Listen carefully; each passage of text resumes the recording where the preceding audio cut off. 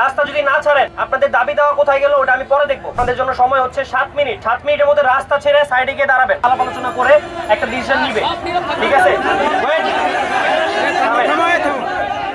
ওকে, এটা ছিল আপনাদের দাবি দেওয়ার আপডেট। অলরেডি কিছু অলরেডি নেগোসিয়েশন চলতেছে, নেগোসিয়েশন চলবে, এটা নিয়ে আমাদের কোনো সমস্যা নাই। ফ্যাক্টরিতে ভিতরে শ্রমিক এবং মালিক পার্টির যদি কোনো রকম অমিল থাকে সেটা নেগোসিয়েশনের মাধ্যমে সমাধান হবে।